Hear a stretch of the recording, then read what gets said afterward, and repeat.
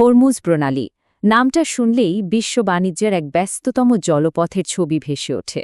কিন্তু জানেন কি, এই প্রণালী এখন এক জটিল ভূরাজনীতিক খেলার কেন্দ্রে চলে এসেছে। আসুন আজকের এই পর্বে আমরা এই পুরো পরিস্থিতিটাকে একটু সহজভাবে বোঝার চেষ্টা করি। একবার ভাবুন তো, সারা পৃথিবীর মোট তেলের প্রায় 1/5 প্রতিদিন এই সরু জলপথ দিয়েই কিন্তু বিশ্বের বিভিন্ন কোণায় পৌঁছায়। এশিয়া থেকে ইউরোপ, সব বড় বড় অর্থনীতির চাকা এর উপর অনেকটাই নির্ভরশীল। তাই এখানে যদি সামান্যতম কোনো সমস্যা হয়, তার ঢেউ কিন্তু পুরো বিশ্ব অর্থনীতিতে গিয়ে আছড়ে পড়ে। কিন্তু এখানেই আসল ব্যাপারটা লুকিয়ে আছে।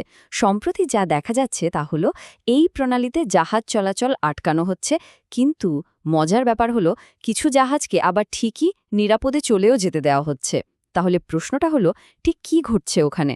এটা কি কোনো সরাসরি অবরোধ, নাকি এর আড়ালে আরও গভীর কোনো খেলা চলছে?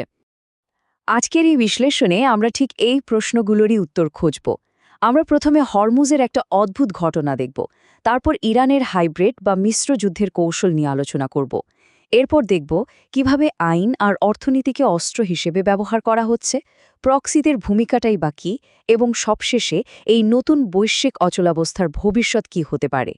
চলুন তাহলে আমাদের প্রথম অংশে যাওয়া যাক। একটা ঘটনাই পুরো পরিস্থিতিকে আরও রহস্যময় করে তুলেছে। এই ঘটনাটা বেশ ইন্টারেস্টিং।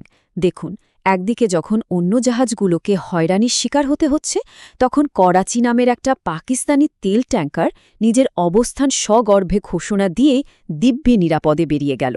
এটা কিন্তু পরিষ্কারভাবে বুঝিয়ে দেয় যে এখানে কোনো সাধারণ অবরোধ চলছে না, বরং এক ধরনের কৌশলগত অস্পষ্টতা তৈরি করা হচ্ছে, যেখানে আলোচনার মাধ্যমে কিছু জাহাজকে সেফ প্যাসেজ বা নিরাপদ পথ দেওয়া হচ্ছে।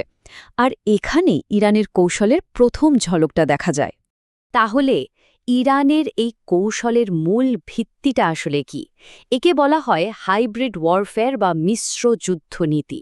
এর প্রধান উদ্দেশ্য হল সরাসরি একটা পুরোদস্তুর যুদ্ধ না বাঁধিয়েই প্রতিপক্ষকে চাপে রাখা এবং নিজের যা যা লক্ষ্য তা আদায় করে নেওয়া। এই কৌশলটা মূলত একটা গ্রে জোন বা ধূসর অঞ্চলে চালানো হয়। এর মানে হল, এমন সব পদক্ষেপ নেওয়া হয় যা অবশ্যই আগ্রাসী এবং ক্ষতিকর, কিন্তু সেটাকে ঠিক সরাসরি যুদ্ধ ঘোষণাও বলা যায় না। ফলে কি হয়, আন্তর্জাতিক মহল দ্বিধায় পড়ে যায় যে এর বিরুদ্ধে কি প্রতিক্রিয়া জানানো উচিত। আর এই দ্বিধাই কিন্তু ইরানের জন্য সবচেয়ে বড় সুযোগ তৈরি করে দেয়। ইরানের এই প্লেবুককে আমরা মূলত 3টে ভাগে ভাগ করতে পারি। প্রথমত, আন্তর্জাতিক আইনের ফাঁকফোকরকে কাজে লাগানো, যাকে বলা হয় লফেয়ার। দ্বিতীয়ত, বিশ্ব অর্থনীতির ওপর একটা পরোক্ষ চাপ সৃষ্টি করা। আর তৃতীয়ত, প্রক্সি বা ছায়া সংগঠনের মাধ্যমে এমন হামলা চালানো যার দায় খুব সহজেই অস্বীকার করা যায়। চলুন এবার প্রথম স্তরটা নিয়ে কথা বলা যাক, কিভাবে আইন নিজেই একটা যুদ্ধের ময়দানে পরিণত হতে পারে। এই স্লাইডটা খুব সহজভাবে মূল আইনি বিতর্কটা তুলে ধরেছে। দেখুন, আন্তর্জাতিক সমুদ্র আইন বা ইউএন ক্লজ বলছে, হরমুজের মতো প্রণালীতে সব দেশের জাহাজের ট্রানজিট প্যাসেজের অধিকার আছে। মানে তারা কোনো বাধা ছাড়াই দ্রুত যাতায়াত করতে পারবে, আর উপকূলীয় দেশ তাদের আটকাতে পারবে না। কিন্তু ইরান দাবি করে ইনোসেন্ট প্যাসেজের নিয়ম, যা উপকূলীয় দেশকে নিরাপত্তার কথা বলে জাহাজ চলাচল নিয়ন্ত্রণ করার ক্ষমতা দেয়। আর এখানেই আসল আইনি মারপ্যাচটা। ইরান ইউএনসিএলওএস চুক্তিতে সই করলেও নিজেদের সংসদে সেটাকে কখনো অনুমোদন বা র্যাটিফাই করেনি। এই সুযোগটাকে কাজে লাগিয়েই তারা আন্তর্জাতিক নিয়মকে চ্যালেঞ্জ করে আর নিজেদের দাবি প্রতিষ্ঠা করার চেষ্টা করে। ফলে এক ধরনের আইনি ধোঁয়াশা তৈরি হয়, যা তাদের এই গ্রে জোন কৌশলকে আরও শক্তিশালী করে তোলে।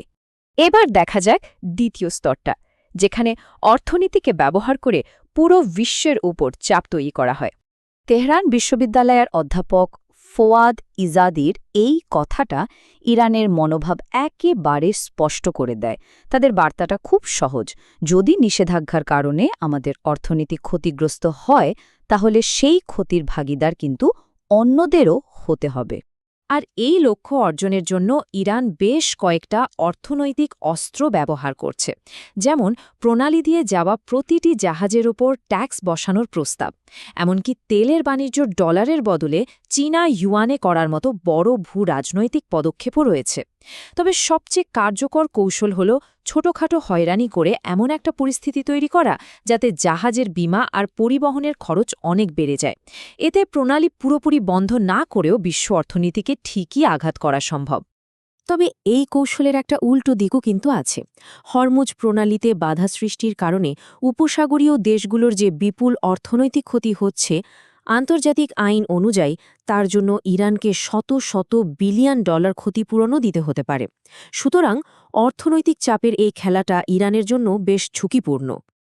এবার আসা যাক তৃতীয় এবং সম্ভবত সবচেয়ে জটিল স্তরে, প্রক্সি বা ছায়াযুদ্ধ। প্রক্সি যুদ্ধের মূল চ্যালেঞ্জটা হল দায়বদ্ধতা প্রমাণ করা। যখন কোনো ছাড়া সংগঠন, ধরা যাক হুতি বিদ্রোহীরা, কোনো বাণিজ্যিক জাহাজে হামলা চালায়, তখন ইরানের বিরুদ্ধে আইনি ব্যবস্থা নেওয়া প্রায় অসম্ভব হয়ে পড়ে। কারণ আন্তর্জাতিক আদালতে এটা প্রমাণ করতে হয় যে ওই নির্দিষ্ট হামলাটা ইরানের সরাসরি নির্দেশে এবং নিয়ন্ত্রণে হয়েছে। এই কার্যকর নিয়ন্ত্রণ প্রমাণের শর্ত এতটাই কঠিন যে প্রায় সব ক্ষেত্রেই ইরান এর দায় এড়িয়ে যেতে পারে। আর ঠিক এভাবেই অস্বীকারের চক্র বা সাইকেল অফ ডিনায়াবিলিটি কাজ করে।